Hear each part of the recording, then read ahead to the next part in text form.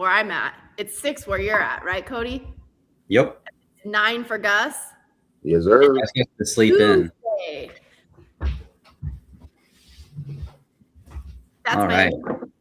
All right. Sounds good. I figured it'd be better than if we all tried to intro at the same time without planning it. So welcome back, everybody. It is Tuesday.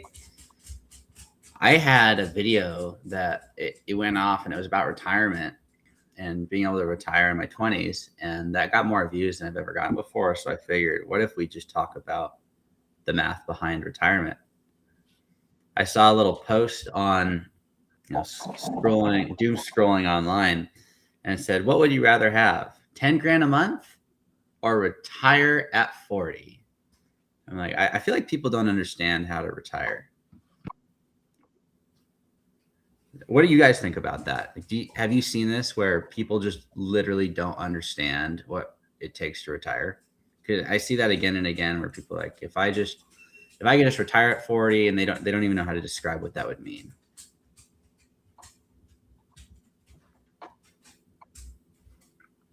I guess we have to define what's retired, because I think some people may have different opinions on what being retired is exactly. So with you asking that question, Cody, what do you consider retiring? The ability to not have to go to a job. That's my take. I mean, when I hear the conventional person saying they want to retire, it's like, I want to not have to work at the age of 65 or 63 or 55 if you're lucky. And so when I see those posts online where it's like, would you rather have 10 grand a month forever or be able to retire at 40? It's like, I feel like people just don't even know what it takes to retire. Because there were people picking the retire at 40 over the 10 grand a month passive. Which is funny because 10 grand a month is probably more than a lot of people make too. Like when you think about a teacher or, even a professor at a community college or, like a lot of city employees where I live, like if you look at the public salaries, most people actually don't even make $10,000 a month. So that would be better than retirement for a lot of people. So what's your guys' take on that? What do you think it means to retire? Because there's a lot of ambiguity online. So that's why I wanted to ask you first, since you were asking the question, what exactly is it to retire? What I would go into, and what I would ask you, again, another clarifying question, would you say working in your business, is that still working? Or would you say, because I'm not working a 9 to 5, I'm retired from that, but I'm working in my business? I just want clarification on that before I answer. I'd say for retirement, being able to not have to work. Yeah, you get to. You don't have to. So like in my shoes, I don't have to go to a job, but if I build a universe where I have to go to properties every single day and take phone calls at 9 p.m., I'm not retired, right? Because if I stop working, so does the business. Okay. So I get where you're coming from, what retirement means. All right. So with that being said, I don't think a lot of people know.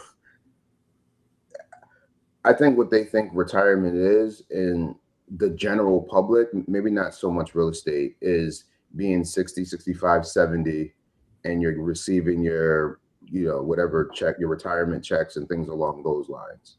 I think that's what the general overall thinking is.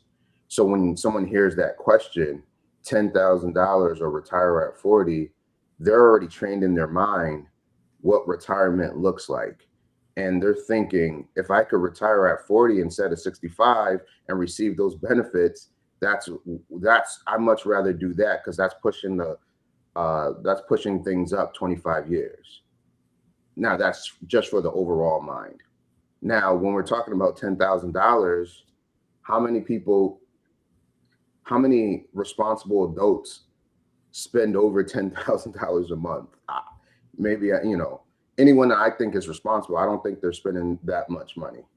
I think, they're living well within their means, and even maybe a little higher than their means, but it's still at a particular point where they still can save, they're still managing, and things along those lines. Um, for me, what retirement looks like is maybe I'm speaking to my property manager once or twice a month.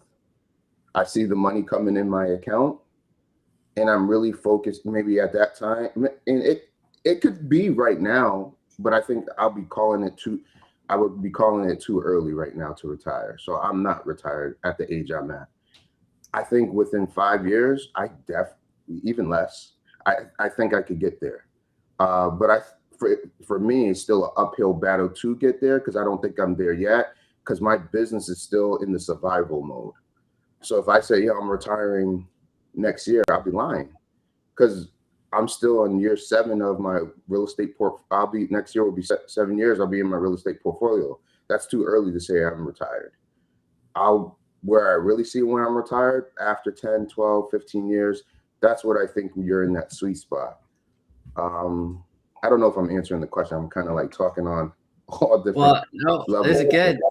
You got to define terms before people can understand terms, right? So, Emily, do you want to go, and then we can jump into the actual numbers and math and business behind it?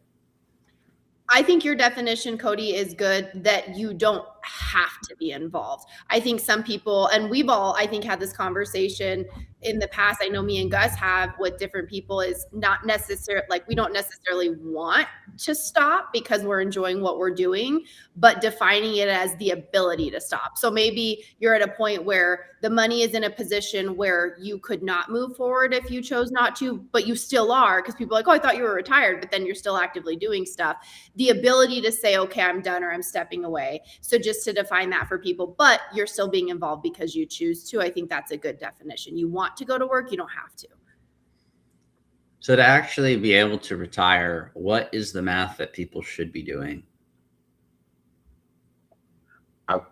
Their expenses and spending money that would have them comfortable, I think, for a month. So if your expenses are $3,000, I think that's a good starting point. And maybe to put a 20% buffer on top of that, just in case as time increases with expenses, you're also accounting for that. And then whatever you see as far as spending money, having that, but multiplying it by 20%. So you're also getting ahead of that. I think for everyone it's a different amount, would be my opinion. So you're saying if someone lives on $5,000 a month, they should get to a monthly income, whether they work or not, of $6,000 a month?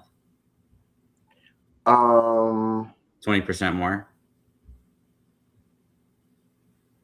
Yeah. I mean,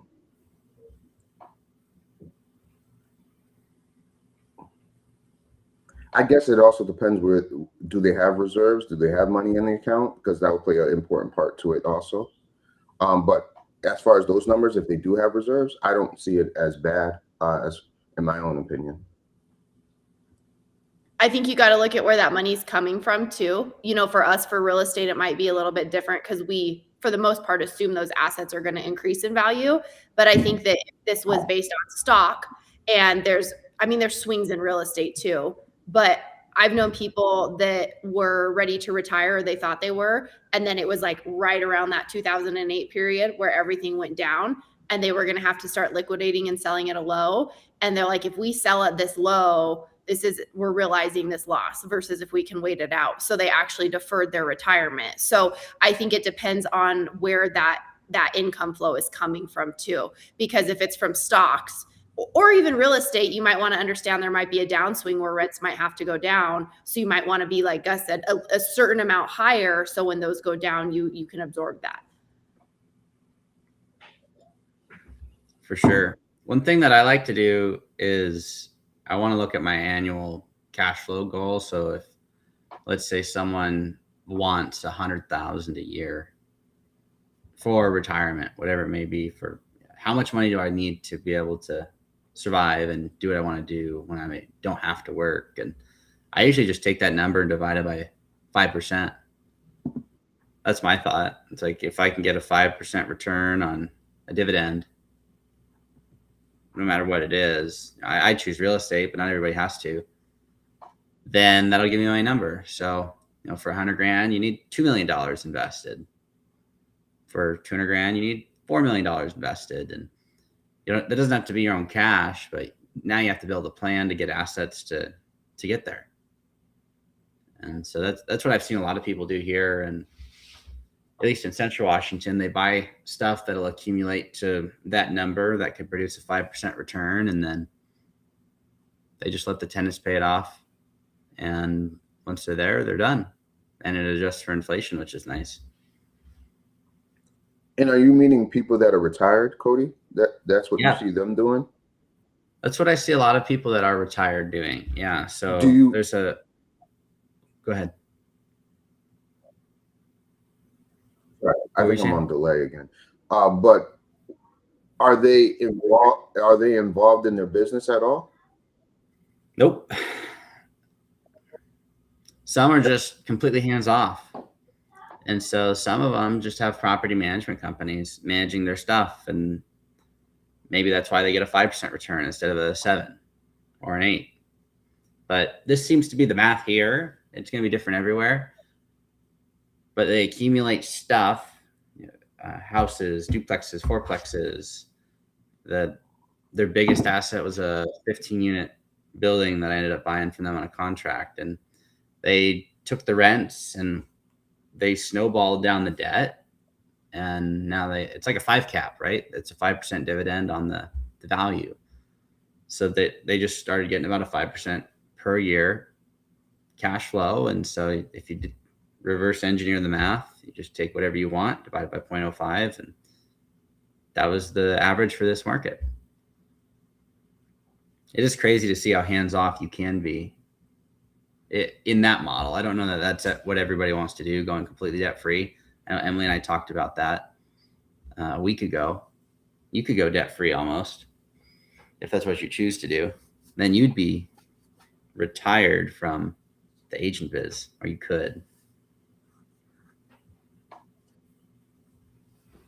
Do you see that in your near future, Emily? Retirement, or do you see that as something that's coming on later on?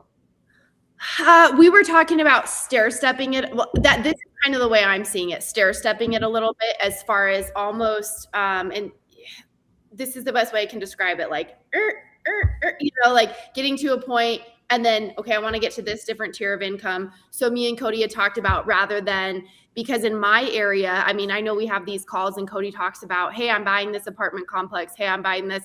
We don't have a lot of stuff like that here. I mean, every once in a while, something will come up. So he was like, maybe you pay your stuff off with these flips you're doing in the next year. You get to a certain tier of income, which is like a comfortable number to fully replace what you're paying yourself out of your S corp as an agent.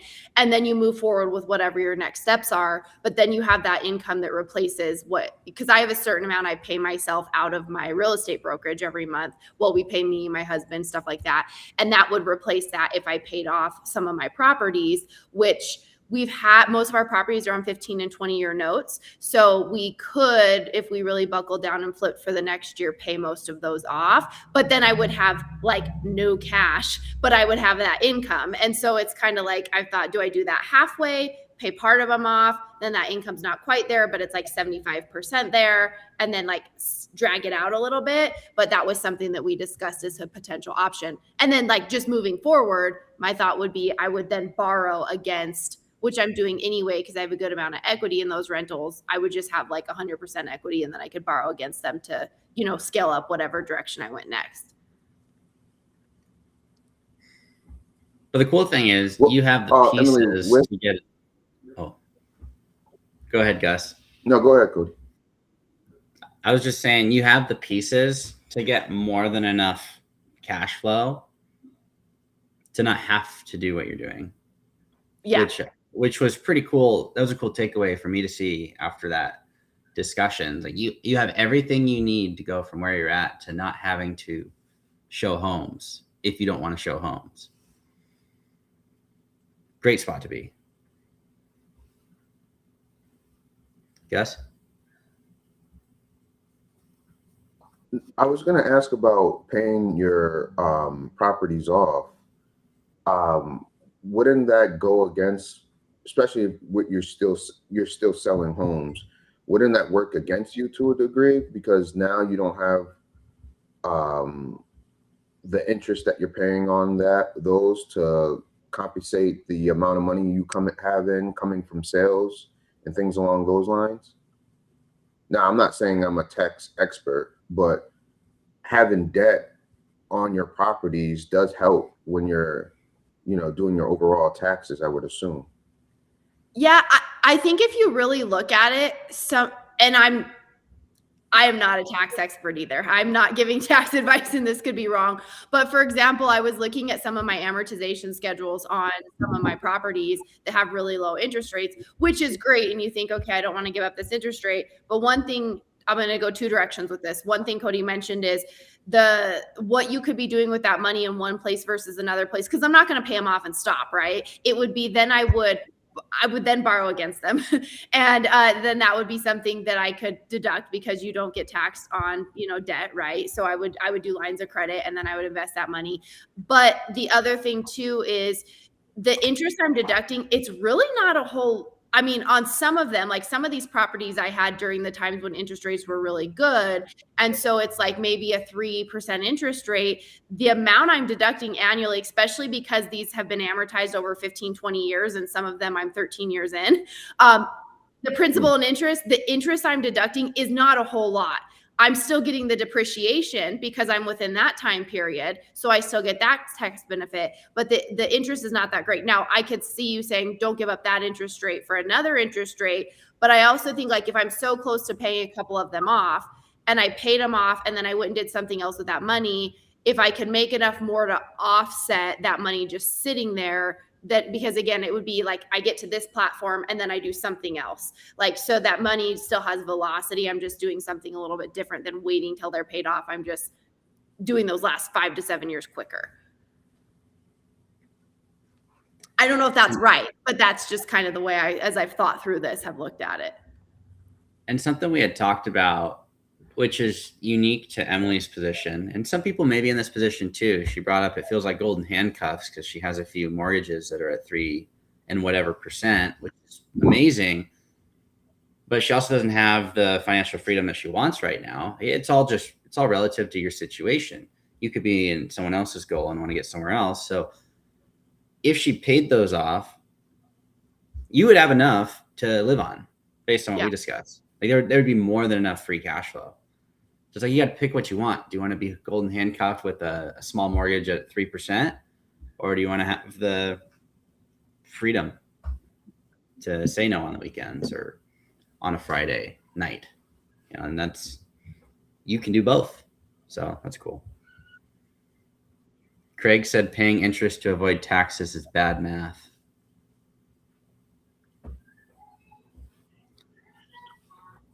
I agree. But it is nice if you have to borrow money. It is nice to write it off.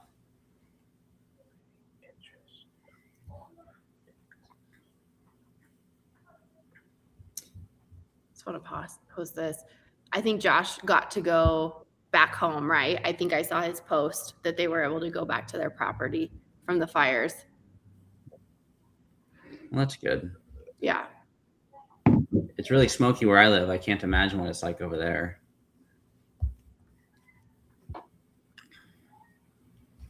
Where is he located? Spokane. It's Eastern Washington. It's right on the border of Washington and Idaho.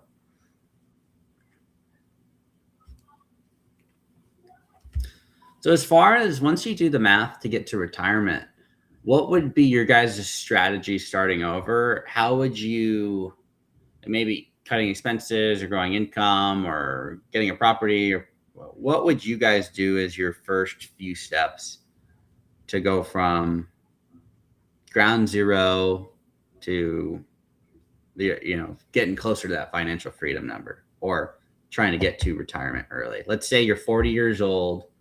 You don't want to retire at 65. You want to find a path to retire at 55. What are you doing? Let's assume you have a job. You're not going into further and further into debt every month. You can survive, but You have a 15-year horizon.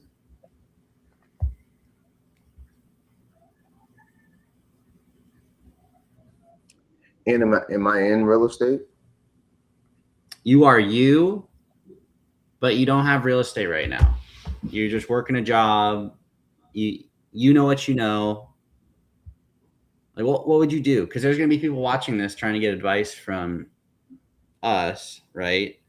And they want to know what we know, but they may not. And so, like, what would you do given that situation? We each go into this, I'm going to put this question up because I don't want to get too far and lose it. And I'm going to ask Cody first because he's our numbers guy. If you are living comfortably on $6K a month, dual income, no kids, what do you think the cash flow would need to be for retirement? If that $6,000 a month is saving for retirement, you can take that piece off. I learned that from Dion. You don't have to save for retirement when you're retired. So that's cool. I'd say if you're living on 6, I'd shoot for 10. So that's 120 grand a year. You need $2.4 million paying you 5%.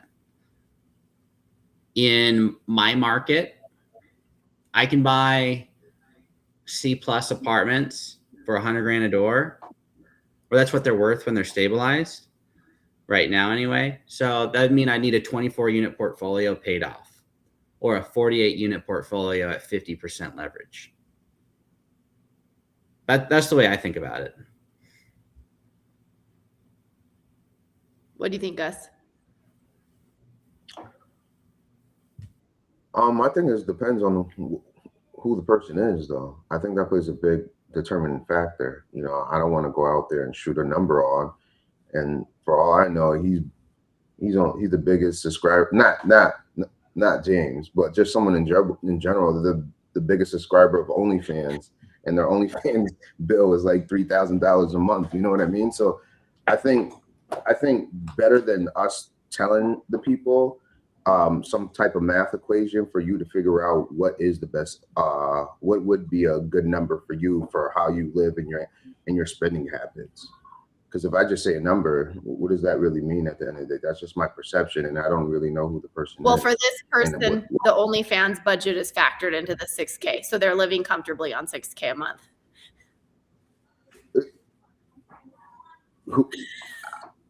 Then why, you know, I don't know. I really don't have a definitive answer for them. I'll just be making stuff up if I was going to go ahead and say it. If it makes you feel better, 100% of numbers are made up. Not your mortgage bill. When that comes through, that's what you got to pay. But that's what you got to pay. That's a fact. Of course. That's something that came up with facts, and then you got to pay it. So nothing of it is made up. Yeah, but my point is, if you don't want that mortgage bill, you don't have to go get the mortgage, right? Like you get to pick your reality for the most part. Like you're gonna have some set costs, but you pick what you want in retirement. But then that goes back to knowing who you are. So if I'm answering for myself, does this mortgage bill make sense for me to go ahead and take this mortgage and pay it every month? And what are my returns that come along with it? You know, two different things. So if someone that me telling else to live, they can live off of, I don't think that makes sense on my end, unless I know that person more on a one-on-one basis and I can ask them questions that make sense to them. All right. I would just say factor in things like, so if you have you're comfortably living off 6K. I don't necessarily have a number, but I just have thoughts to consider. Is your house paid off that you live in, or is it not paid off? If you have rentals, are they paid off? Or are they not paid off? Are they close to being paid off? Because if you're making 6K off a paid off rental or paid off rentals, it's only going to go up what inflation goes up, or if you can value add. If you're making 6K, but you have 2 or 3 more rentals that aren't paid off, your income is going to go up once those are paid off. So like Cody had talked about, are you 100% paid off? Are you 50% leverage? There's a place where that's going to increase. Are you making 6K a month, living comfortably, and you're 70? or are you 40? Because you know, if you're 40, probably you have a lot more life to live and things are going to go up. We can count on inflation. So those are just kind of things that I would consider, is what are those variables that I would anticipate to change either in my favor or against my favor as I think about if I need that number to increase or if I have the potential for it to increase. There was a message, I think Craig wrote a comment, and he said something about inflation. I think it was towards the beginning. I'll go look for it. Oh, you also need a way of beating inflation. So, we're talking about like these fixed numbers. How does inflation and price costs, go against those particular numbers that we come off that we want to live off of? Because someone might say 5,000 today, but 5,000 today compared to 5,000 3 years ago is a difference between the two. So with that fixed number, how true is that fixed number as time goes on? It would depend on what asset you're in, because in some assets that's not a fixed number. Like Emily was mentioning, it can go up. Rents can go up. Gus, you're going to make a great politician. Like I imagine your rents go up, right? So over time, even though your cost basis will go up a little bit, rents seem to outpace, over the long term, they seem to outpace the expense growth. It's just a bigger number. So if expenses go up a percentage and rents go up a percentage, like you're getting more and more rent because it's a higher number than the expense ratio. Yeah, I think it just depends where that income's coming from. Because if you have a fixed annuity and it doesn't go up, but your expenses go up, and your rent goes up, your insurance goes up, your taxes go up. So I think we all like real estate because it helps you keep up with inflation. And even if you have money in the stock market, if you leave it in there, that should help you a little bit too, depending on where you're at in the cycle. But if you have something fixed, that's where you're kind of in more trouble. I got another question that popped up in my head. I'm going to ask Cody it.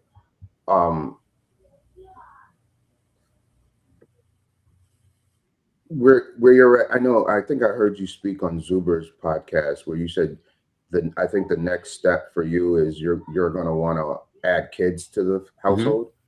I think I heard you say that. How do you think that's going to change for you as far as the things that you have set up so far, as far as the money you're allotting yourself from your overall portfolio as time goes on? Yeah, well, we're going to start really enjoying what we've built pretty soon. When we have kids, the money that the assets are producing is going to go to us. We'll still upkeep the assets, of course, but when I have extra money, I either put it into debt or I throw it into an asset just because I can. There's nowhere to put it other than debt and upgrades. And so like I'll show you an example and then I'll go back to your question.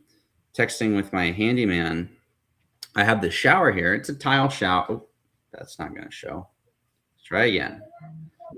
So really, technology is hard. So that's the shower, right? It's a tile shower. I'm going in and putting this in instead. It's a 5-foot wide shower set, plastic surround. Do I have to do that? No, but it's going to make the asset a heck of a lot nicer in that unit. Kitchen's already done. So let's just do the bathroom now. And when we have kids, rather than doing the unnecessary upgrades because I can, we're just going to pay ourselves more. Because that's what it's for. But in the meantime, since I don't have kids, and the soonest it could possibly happen is in theory 9 months out, right? I'm just gonna throw the money into the deal. Because if I can put to do that shower, right? That's gonna cost me $2,500 to do that and redo the plumbing in the wall. The $2,500 might net me another $50 a month. So it's a 4-year payback, and then it's free. So that's how I look at it. It's like, might as well, because I can. But yeah, to your point, when that happens, I'm living it up because I worked really hard to get here. 100%. No, I'm not saying, I'm not critiquing anything that you're doing. I just heard that, and since we're talking about this, I wanted to ask you that question on, how does that look like for you in the future? But you're definitely in a great spot. I wish I was in your spot when I was your age. Well, you see the good stuff. Be able to live it up. I think I told Emily some of the obligations. I don't remember if I told you on that call the obligations I'm coming over, but there's a lot of stuff that comes with building a business like this that is incredibly hard. As every stride in business is going to be difficult. So the good stuff is good, and the hard stuff is really freaking hard right now. So bless you. Was that a sneeze or a cough? But yeah, I do want to turn on the cash flow switch and live it up at that point in time. Just 2028. I can see the AI images now. There's going to be the Gus bus in the background, and yeah, I know what Mark's doing. If he sends it to me, I'll show it on live.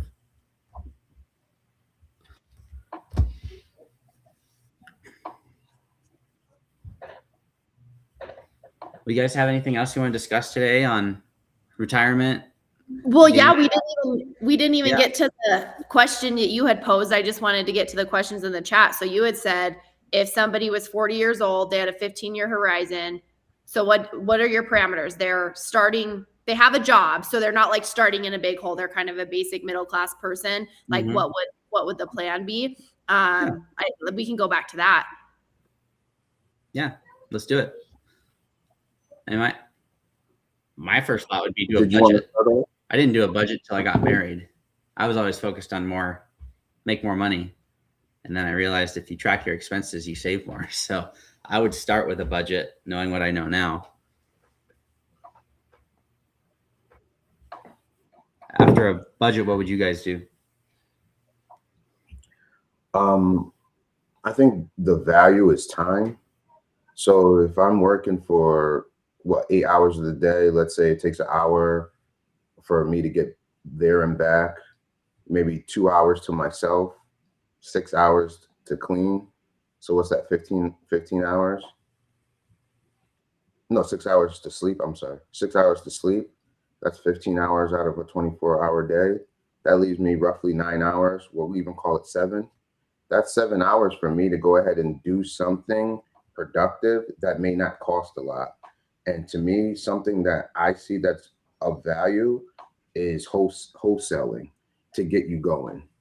I think wholesaling is a thing that you could do across the country. Now, don't get me wrong, some wholesalers are a lot better than other wholesalers, but there's also wholesalers that make good deals and they create their own spreads. And I know I'm a real estate agent, I should be saying that more than a wholesaler, but when you're a wholesaler, you could do the whole country. Of course, you want to narrow down an area and pinpoint those particular areas, but I think it just leaves it open and it's affordable to do. Do you have to buy some softwares, things along those lines? Yes. But some of the gaps I'm seeing that these guys are making, 10,000, 20,000, 50,000, those are significant numbers to be able to go ahead and put, 5 to 7 hours in each particular day. So for me, it would be try to create active money through the wholesaling avenue. On top of that, what I would put in, just somewhat way Cody got into the game, and if you can master this, that would be another good starting point, is figuring out how to structure a deal with you putting in none or the least amount of money into it. I think if someone's starting now at those particular ages, I think those are the top tier, in my own opinion, the top tier ways to go about it. There's also the slow ways to go about it. You buy your fourplex, you buy your threeplex, things along those lines. But if you really want to try to rev it up at the beginning, my suggestion, my answer would be wholesaling and creative financing, those two things. Do you think right now in this market, and I'm not very familiar with wholesaling, and there's not a lot of people that successfully wholesale in my market. Right now in the current market being I feel like being tougher. I think we're not seeing the same spreads. I don't know. Are you seeing wholesalers being as successful as they were a couple years ago? Are they having to put in more effort? What differences are you seeing for somebody who is or wanting to wholesale like in your area? So wholesaling is fairly new to our area. It came in within the last 2 years. I would say in the last year, a lot of people have come up here and started to do it.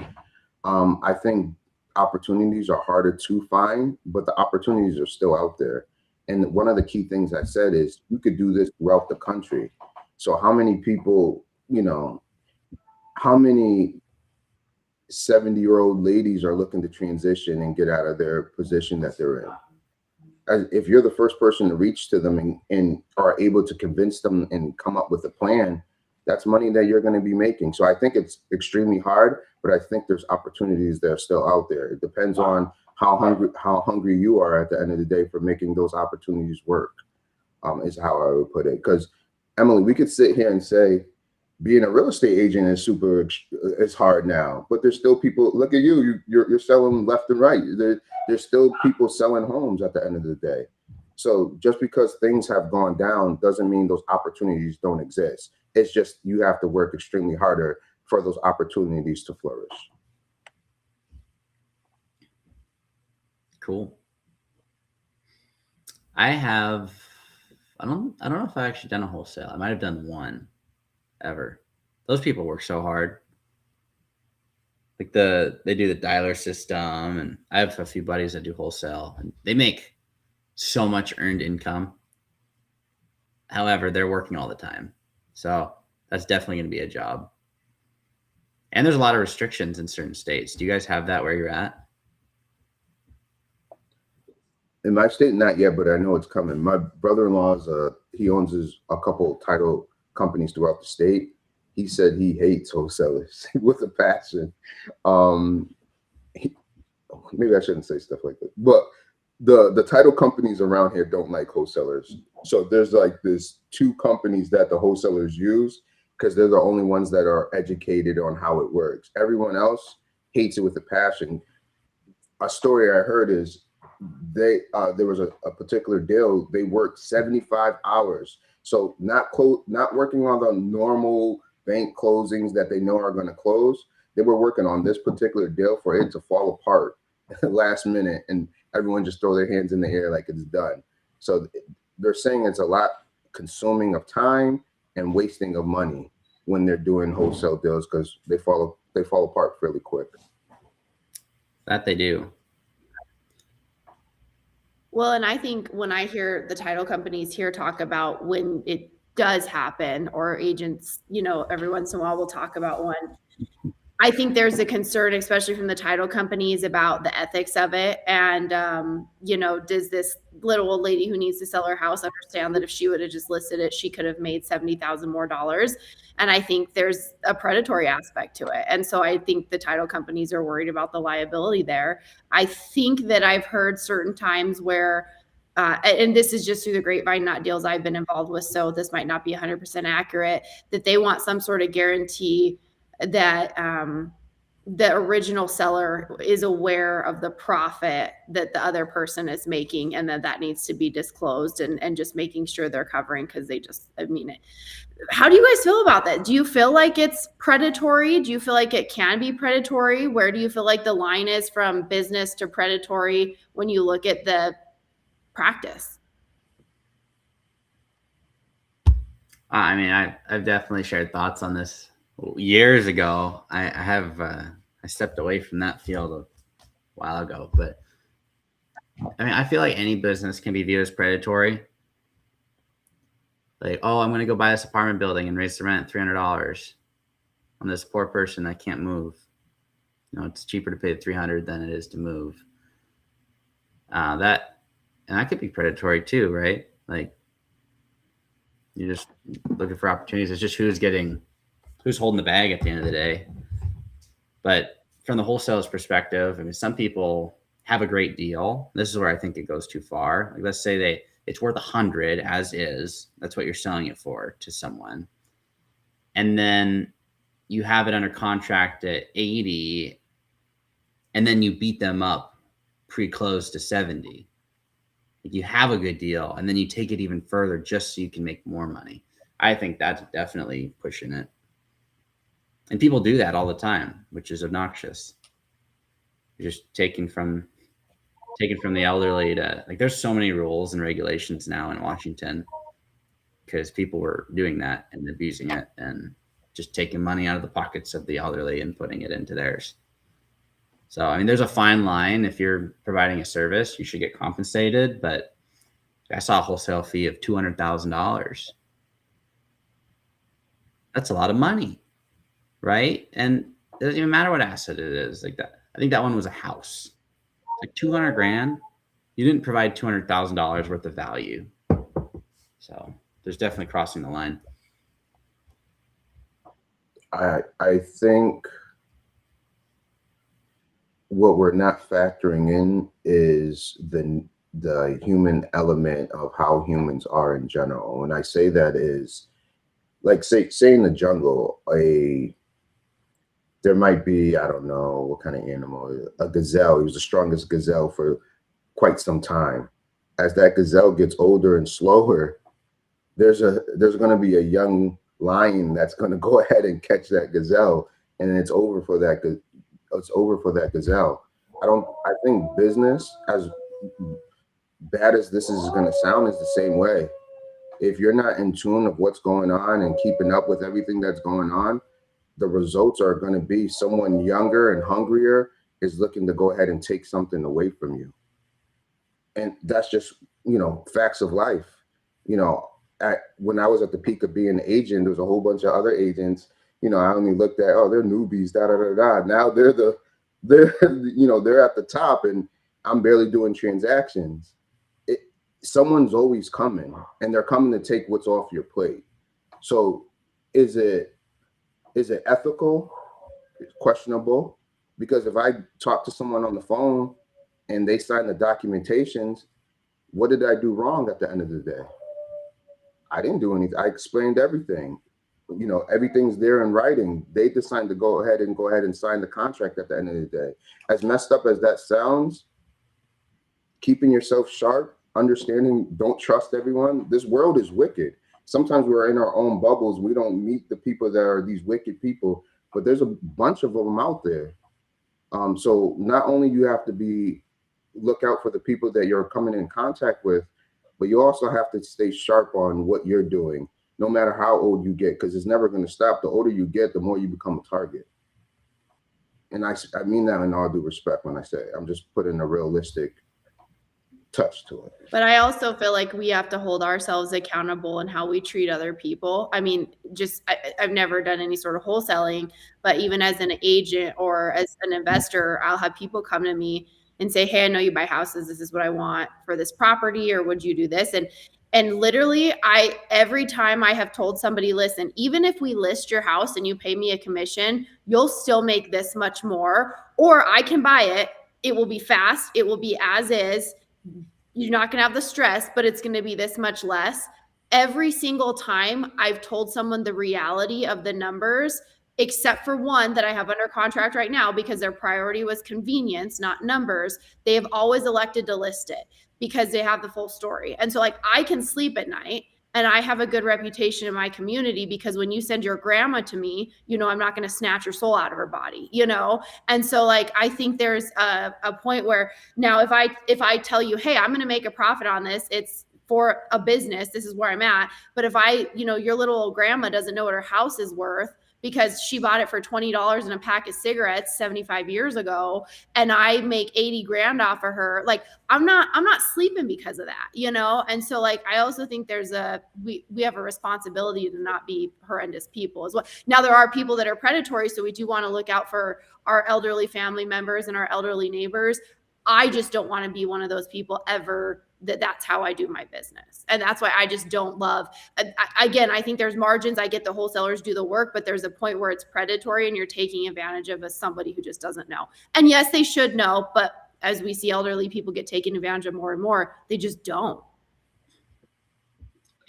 But Emily, I would say you're a good person at the end of the day. You know what I mean? And how many good people are there at the end of the day? And I'm sure you guys talk to quite a bit of people. How many can you look at and say, yo, this is a good person? I'll be surprised if it's over 30%, 40%. That would just be my thinking. But that's why I ask about your thoughts on wholesale. Like, I get the way the world is, and I agree with you. Like, I think most people are not good, but I also would challenge the people I come in contact with and the investors that learn something from me. Like, there is a way to be successful and not screw people up. Like, you can do both. And so for me, like, I don't want that extra 40 grand if it means taking the last 40 grand that lady could have had to pay for whatever care she needs at the end of her life. You know what I mean? Like, and so there are people that are predatory, but the way I operate, I've not seen much wholesaling that I feel like is it's not that you don't deserve to get paid for what you do, but there's a point where that person doesn't understand what their property is worth. And I'll tell you, like, even when my grandma died, my parents and my family was working on cleaning out her house. She had a really nice house in a nice area, but she was a hoarder. And there were people that, like, one of the neighbors came to my dad and he was like, oh yeah, let's just do it without a realtor. We'll buy it from you. Cause I think they wanted it for a family member. Houses in this area go for about 400,000. We'd give you close to that, but since it needs work, maybe we'd be a little bit lower and you'll save money because we won't pay a realtor. And my dad was like, well, my daughter's a realtor, so she'll deal with it. That house sold for like $595,000. And somebody was trying to make him feel like he'd save money if he didn't get a realtor and buy it for 4 something. And if he would have just listened to that and not known, you know what I mean? Like, so again, yes, there's people doing it. I just am not going to be the type of person who does that to somebody. The other problem is there's a lot of newbies getting into the business and they don't understand why it's wrong because they bought a course that's saying you can make all this money. And so they're thinking, I can make all this money. They haven't been in business long enough to see the other side. That's the other problem. So they're just in it to make a quick buck and they're not thinking, would I feel good if this was my grandpa or my grandma that I'm buying from? They're just thinking, well, this is what other people are doing. So this is a paycheck. And they're just negotiating the best deal they can so they can put the most money in their account. But there's no way they could understand what they're doing because they haven't been in the business long enough. Especially if they're not making significant amount of money. $5,000 off of one transaction to someone who's never barely ever made $5,000, that's a lot of money to them. It's a lot of money in general. You can do a lot with $5,000. I would argue that there's a reasonable fee for your service, right? Just like as a realtor, I can charge what I charge, but like it would not be fair for me to charge 20%. And so as a wholesaler, rules, laws, whatever aside, you're almost brokering that transaction. And so you're doing a service for a fee.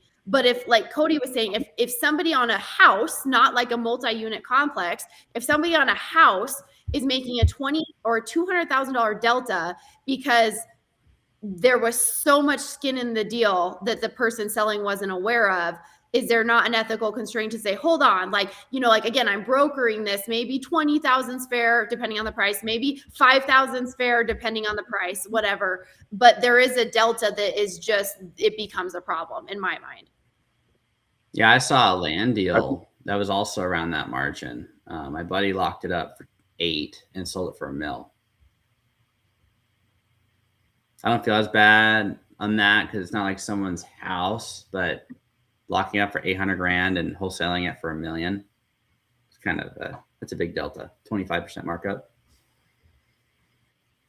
Emily, and I also think, you know, all three of us, because we're all agents, we're coming from the agent perspective of things. These people don't have your name got to be squeaky clean for you to get deals and for other agents to want to go ahead and do business with you and clients who are giving you your home to sell. We have to move a certain way. And at the end of the day, I think a lot of the people who stay in the game as agents, they tend to be good people at the end of the day because there's rules and regulations that come with it. If you're getting into a game where there's not much rules and regulations, and it's like the Wild Wild West, I think they're not coming in with the same mentality that you're speaking of. I think in coming in contact with a 70-year-old lady who they can convince. Now, once again, I'm not saying I do this because I don't do this. So what I am shedding light on is what actually is going on with wholesalers, and me talking with them and figuring out exactly, you know, what they do and how they make their money. They're preying on people who haven't kept up with real estate, and that's just it. It goes just along the lines too of, I have a friend who's a plumber, and we were talking about different contractors in town who charge rates that are really just unreasonable for this. Like there's, okay, I'm really good. I charge a little bit higher than maybe the other contractors or subcontractors. And then there's some rates that are just crazy unreasonable. And I was talking, this was actually years ago, to one of my friends that's a plumber. And he was just like, you know what, if I was out of town and my wife or my mom or somebody in my family had to call a plumber or a service technician, again, I have to charge for my work, but I want to treat people like I would want people to treat, you know, my wife or my mom or my grandma. And I think like we need to think about that when we're operating in the world and how we treat people.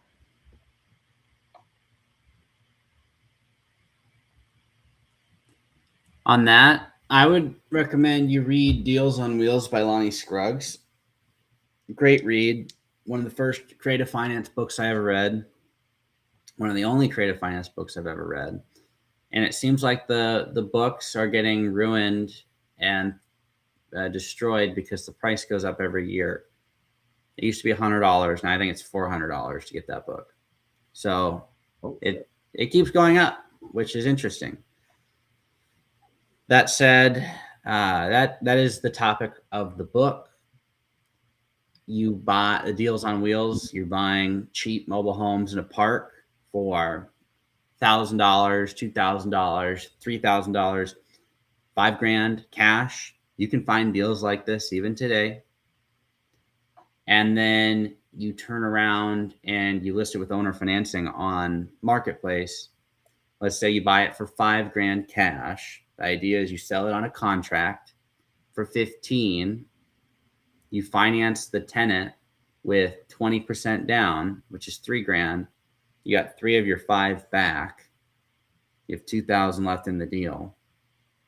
And now you're getting payments on a $12,000 note. So your $2,000 of cash at that point is backed by a $12,000 note at 10% interest. And you think that's a lot of interest. Well, it's on a $12,000 note. So it's $100 a month of interest. It's not a big deal. So then you just have these contract payments, and you can recycle your money very quickly doing that. There's a lot of opportunities like that. There's some guys in Louisiana I know that do that method. Is it called lease to own option or something like that? The strategy? Yeah, there's a title to it, isn't it? Like a lease to own option, or a lease or option, or a real estate contract, or you can do a promissory note. Like there's different ways to do it. I think it's, from what they explained to me, I think it's pretty solid if that's your lane of things and how you want to go about it. And especially if you're able to find a good niche of people, you know, that can't buy homes regular through government funding. I think it's a good thing, especially if the prices are low like this. You can make some coin, and you're getting a large lump sum on your money with the down payment. So, and if worse comes worse, you get the property back, and then you could just do it again. Yeah, and that's the thing. I mean, that it's a small enough dollar amount where you could throw it on a 0 interest credit card and pay off the credit card with the cash you get back and the monthly cash flow. Just depends how quickly it takes you to sell it. But you get a 15-month 0 interest card. You literally pay cash for the thing with no interest. And then I think there's another thing I was going to bring. Oh, if something happens within the home, they have to fix it. So it's like they take care of everything, I believe. The taxes, insurance, and all that. It's on the person who is on the opposite side. Yeah, because you're just the bank, basically. Mm-hmm. Yeah, that's pretty. Actually, the more I thought about it when this person was explaining it to me, I thought it was pretty dope. So I tried to attempt it up here, and then we went over budget with the rehab. So I was like, I was like, you know what, fuck this, let's just sell it. And that's how I went about it. But yeah, I think that model is pretty good if you're in the right area. And the guy who I spoke to said what he has is a lot of Hispanics.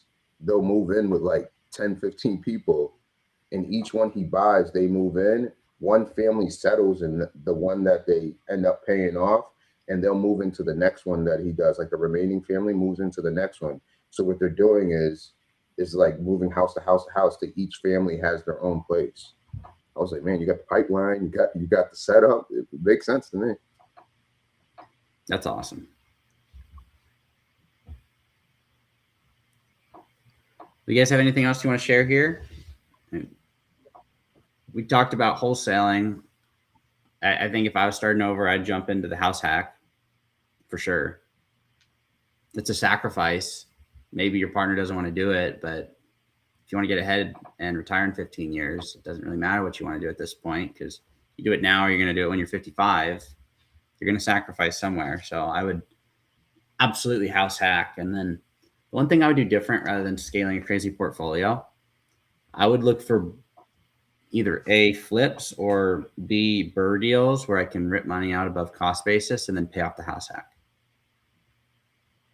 And I would try and get 2 house hacks essentially paid off before I go buy a house. That would be my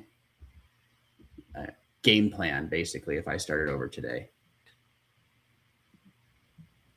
And I think if you live in an area where there's small multifamilies available, if you could house hack to house hack to house, like if you could do triplex, fourplex several times, how many properties you could get under your belt with, low down payments, and then work on them and make them nicer. Or the other thing too is if you could renovate properties, again, something that was financeable, something that was livable, but you could add value and improve.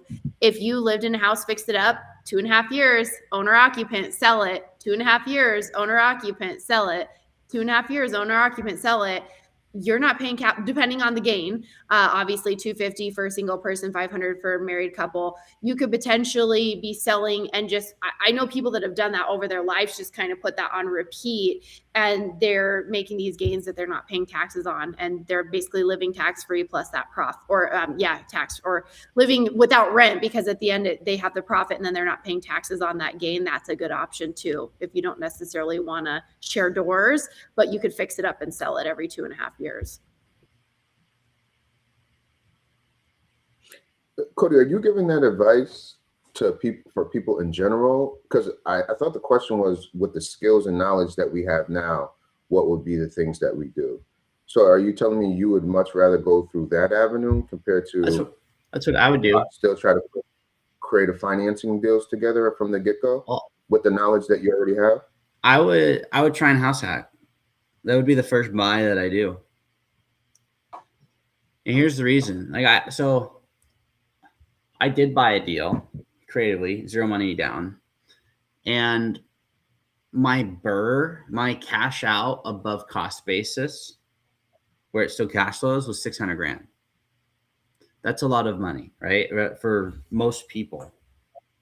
If I got accustomed to only looking for deals like that, because that was my first deal, that was my 4th deal. But I'm just saying, if I did a deal like that today, knowing what I know, and that was my first deal, as someone else, all they're going to do is look for deals like that, and they're going to miss the good ones that are smaller.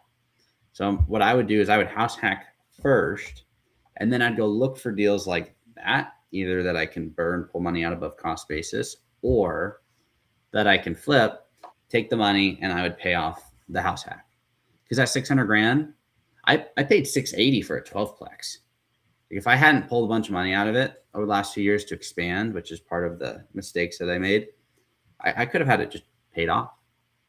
We've been done, free and clear today. So yeah, I would start with a house hack, whether it's a 4-plex, duplex, triplex, whatever it may be. And then I'd try and do deals to generate liquidity to pay it off. And then I'd do it again. And you get a few of those properties paid off. Yeah, if a creative deal comes up, I'd absolutely do it. But the quickest path to an early retirement is maximizing your net cash flow relative to your outflow. So you have a lot of optionality, not a lot of obligations. And that's what I was mentioning to Emily when we were discussing her pieces. Could you keep levering up and scaling? Yes. And could you do creative finance deals? Yes. But also, if you can achieve it, do it, and then you can take it or leave it, right? Achieve the freedom, maximum amount of cash flow, least amount of obligations. And that's why I would house hack and then try and pay it off with other deals.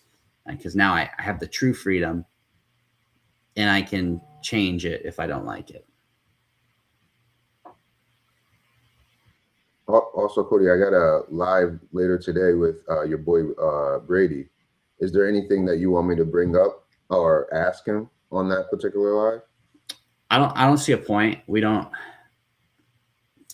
He doesn't understand why the math works the way it does. And I keep getting comments. I sent you guys a comment on my YouTube. A landlord of 20 years, right? Commented, I can't believe that he just expects to use reserves and not have any cash flow. I sent it to you and Mark, right? Like the people that have been doing this for a long time, I keep getting that in my very small channel, getting comments about it. It's like it doesn't even matter. He's going to do his thing. I'm not here to change his mind. Okay. If you guys were starting today, how would you set up your structure, like trust, LLC, etc.? That would not be the first thing I focus on. I think I started a trust after like 5 years. Once I had assets. And if I was house hacking, that model, I just owned it in my name because it's what you do if you house hack typically.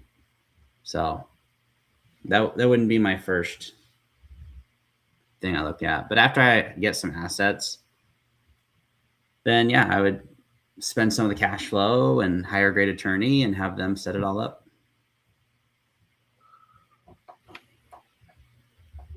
I think, Emily, it's when we were on that podcast with the lady with the blonde hair. I forgot her name. The one that was so interesting. She said, why is that the first thing that people tend to think about is like a LLC? And this is where I do agree with her. You got to have something to even think about having an LLC.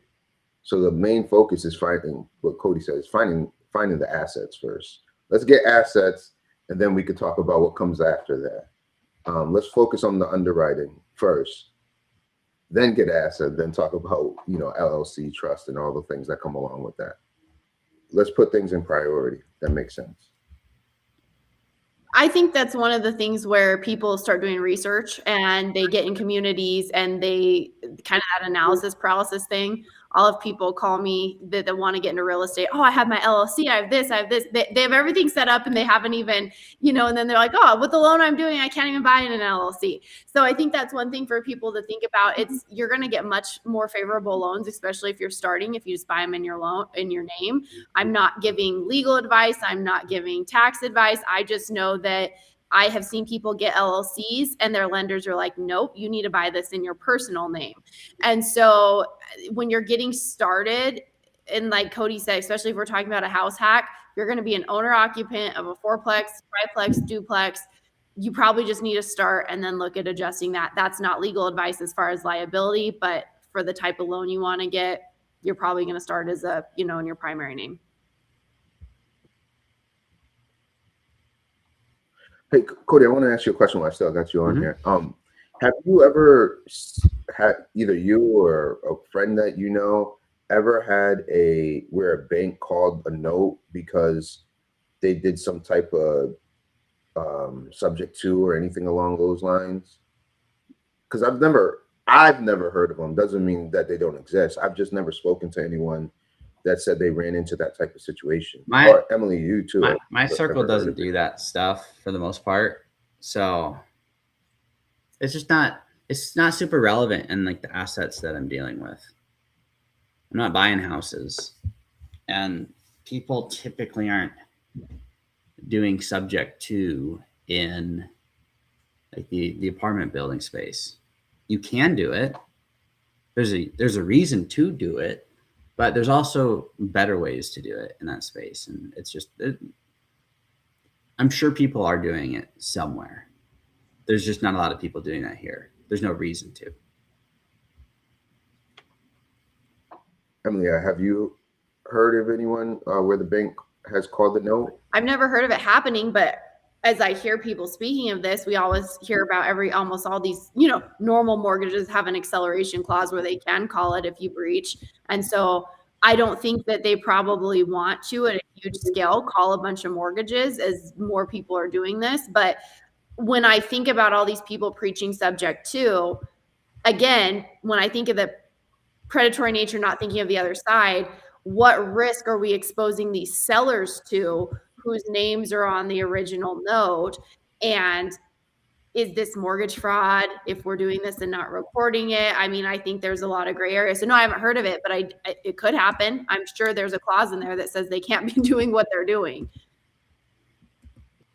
Oh, okay. Just wondering.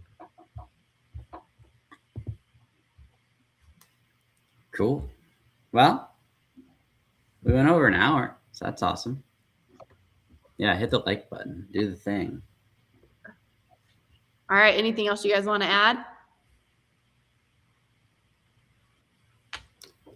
I'd say for just because it's the topic of the video, retirement, something that I am doing to really become more hands off is I'm paying off. I'm going to pay off some of the smaller properties. So I'm not just doing that out of, I'm not taking my cash reserves and just hammering the debt. I'm doing a bird deal, and then I'll pull cash out above cost basis, make the new rents that I don't have right now, pay for it, and then take that cash and throw it at a mortgage. I believe that there's some good value in having stuff paid off. One other piece that we didn't really touch on today, something my wife and I are building, is our fixed benefit retirement plan. So we've got the growth, so we have a lot of assets that are positioned for growth, but we're going to do some lower return fixed benefit stuff. Example, selling stuff on a real estate contract, on a promissory note, deed of trust. It's a fixed payment at a fixed interest for a fixed amount of time. We're annuitizing what we've built. So we'll be likely paying off our smaller properties and then just seller financing them 10% down, 15% down to build up these stable contract payments. And then our goal would be to have a fixed payment structure that is twice our cost of living, in addition to the growth stuff. It sacrifices future growth, but it solidifies the base.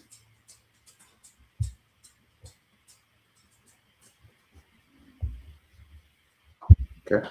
For me, you can't think about retirement if you ain't buying no real estate. So I'm gonna keep mine simple as possible. Stop sitting on the pot. Either you're gonna take a shit or you're gonna get it off the pot. Pretty or much. doom scroll. You could do that, but it kind of goes across what I'm saying. Just don't take action. I know it can seem easy for someone like me to say, just go ahead and do it, but it's not the most difficult thing in the world.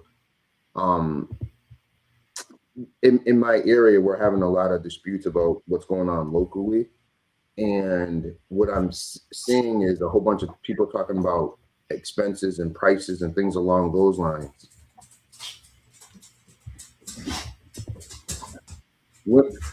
I just don't understand how people are not preparing themselves for what's happening. Maybe it doesn't have to be real estate, but it has to be something that you're creating to go ahead and withstand all these expenses increases that are going on around here. So, I just hope people, especially the ones that are watching this, you're watching a real estate platform, go out there, take action. The sooner you do it, the sooner you're putting yourself in a better situation. And that's mine. And then you could talk about retirement way early because you took action. Nice. Thanks, guys. We'll see everybody on the next one. Thank you for being here. Happy Tuesday, everybody.